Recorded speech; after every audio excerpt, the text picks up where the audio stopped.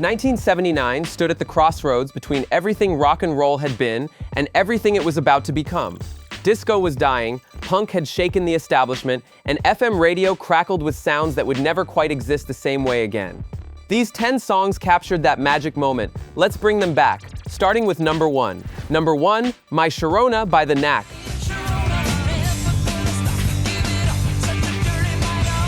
This song didn't just hit, it exploded like a firecracker on the 4th of July, spending 6 weeks at number 1 on the Billboard Hot 100.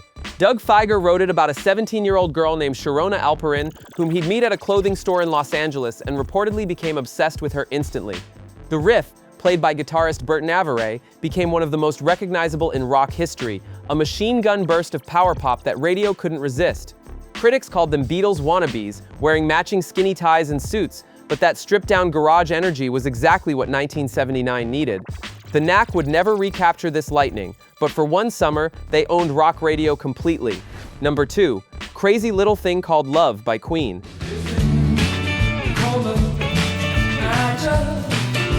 Freddie Mercury, that's Freddie Mercury, reportedly wrote this in 10 minutes while lounging in a bathtub in Munich, Germany. He wanted to craft a tribute to Elvis Presley and rockabilly, and the results sounded nothing like the operatic bombast Queen was famous for.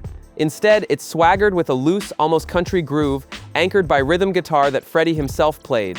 Released in October of 1979, it became Queen's first number 1 hit in America the following year. By most accounts, this marked Queen's pivot toward accessible radio hits, leaving behind some of the prog rock complexity that defined their earlier work. But oh, what a pivot! It proved they could master any style they touched. Number 3, London Calling by The Clash. I saw you nothing else. London Calling, see we ain't got no hide. The title track from their landmark double album hit like a warning siren in December of 1979. Joe Strummer's lyrics painted apocalyptic imagery, nuclear errors, ice ages, floods, inspired by fears of meltdown at 3 Mile Island and Cold War paranoia. But musically, it grooved with a reggae-inflected swagger that made Doomsday sound almost danceable. Producer Guy Stevens, reportedly known for hurling chairs across the studio to inspire chaos, pushed the band toward raw, live energy. The iconic album cover, mimicking Elvis's first record but with Paul Simon on smashing his bass, became one of rock's most enduring images. The Clash weren't just punk anymore, they were something bigger, angrier, and more urgent. Number 4, Heartache Tonight by Eagles. This was Eagles at their slickest, a collaboration with Bob Seger that stormed to number 1 in November of 1979. Glenn Frey and Don Henley crafted verses over a rhythm track that sounded like Saturday Night distilled into 3 minutes and 48 seconds. Seger contributed to the chorus during a jam session, and the result became Eagles' last number 1 single of the 70s. By this point, the band was fracturing. Tensions between Frey and Don Felder would explode during the recording of the Long Run album. They'd break up in 1980, making this song a fitting farewell to their decade of dominance. You could hear both the triumph and exhaustion in every note. If you're loving this trip through forgotten records, hit subscribe. We've got more stories from rock's golden age coming every week. Number 5, Babe by Styx. Dennis DeYoung wrote this ballad for his wife, and it became Styx's only number 1 hit, spending 2 weeks atop the charts in December of 1979. The song divided the band. Guitarist James Young reportedly felt it was too soft, too pop, straying from the progressive rock foundation they'd built. He wasn't entirely wrong. Babe was pure adult contemporary, all sweeping keyboards and earnest vocals, but radio stations and listeners didn't care about genre debates. They heard genuine emotion, the kind that filled living rooms during slow dances and made the dial glow warmer. Styx would continue chasing hits into the 80s, but this remained their commercial peak, a moment when sincerity outsold complexity. Number 6, Rapper's Delight by the Sugarhill Gang.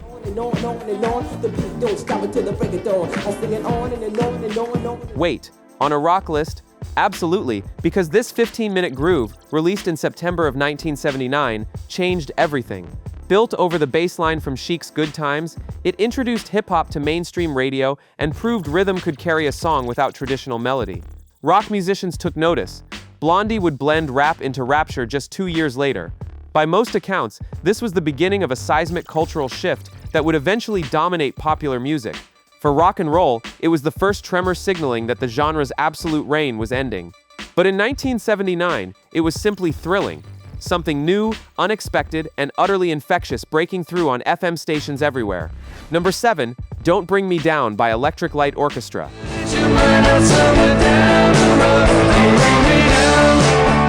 Jeff Lynne crafted this stomping, string-laced rocker that peaked at number 4 in October of 1979. The famous Bruce backing vocals, often misheard as Bruce, were actually nonsense syllables Lynne invented, though rumors persisted he was referencing someone named Bruce. ELO had spent the decade blending Beatles-esque pop with orchestral grandeur, and this song represented their most straightforward rock moment. Reportedly, Lynne wanted something simpler, harder, after the elaborate productions of Out of the Blue and Discovery. The synthesizers buzzed, the drums pounded, and for 351, ELO proved they could rock as hard as anyone.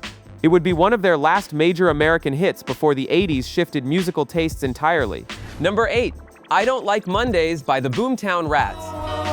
Tell me why I don't like Mondays. Tell me why. Bob Geldof wrote this after reading about Brenda Ann Spencer, a teenager who shot students at a San Diego elementary school in January of 1979. Astonished why, she reportedly replied, "I don't like Mondays." The song became a #1 hit in the UK and across Europe, though American radio stations largely avoided it due to the sensitive subject matter. Musically, it built slowly, almost hypnotically, with piano and synths creating an eerie detachment that mirrored the tragedy's senselessness. Geldof would later become better known for Live Aid, but this song captured 1979's darker undercurrent, the sense that something in society was fracturing. It was protest music for a new, more uncertain age. Number 9, Good Times by Chic.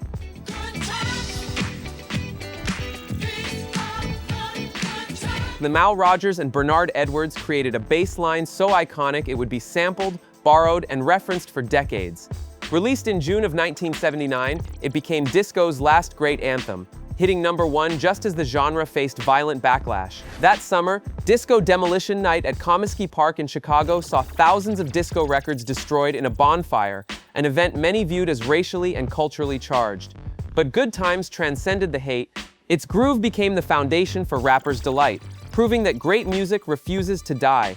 Chic gave rock musicians permission to embrace funk, groove, and rhythm without apology. In 1979, even as disco burned, this song kept people dancing. Number 10, The Logical Song by Supertramp. I can see you in the morning when you go to school. Roger Hodgson's meditation on lost innocence and conformity became Supertramp's biggest American hit, reaching number 6 in March of 1979. The lyrics traced a journey from childhood wonder to adult cynicism, asking what happened to the radical and magical feelings of youth. That Wurlitzer electric piano sound, layered with saxophones and Hodgson's plaintive voice, defined album-oriented rock at the decade's end. By most accounts, the song resonated with a generation entering their 30s, questioning the promises of the 60s and 70s. Supertramp would continue successfully into the early 80s, but this song captured a specific moment, the realization that idealism had given way to something more complicated.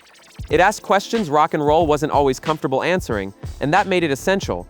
1979 didn't just close out a year, it closed out an entire era of rock and roll. The sounds that dominated the decade were fracturing into punk, new wave, hip-hop, and a polished pop rock that would define MTV's coming reign. These 10 songs stood at that crossroads, each one a signpost pointing towards something ending and something beginning. Some artists would adapt and thrive in the 80s, others would fade, their moment crystallized forever in these grooves. But every one of these tracks proved that 1979 was more than a transition, it was a culmination. The guitars still roared, the pianos still shimmered, and for one last moment, rock and roll held the center of popular culture. We didn't know it then, but we were listening to the sound of one world ending and another being born. These weren't just hits, they were time capsules, preserving the hopes, fears, and raw energy of a decade that changed music forever. Which song hit you hardest today? Drop your memories in the comments, and don't forget to like and subscribe for more stories from the decades that changed music forever.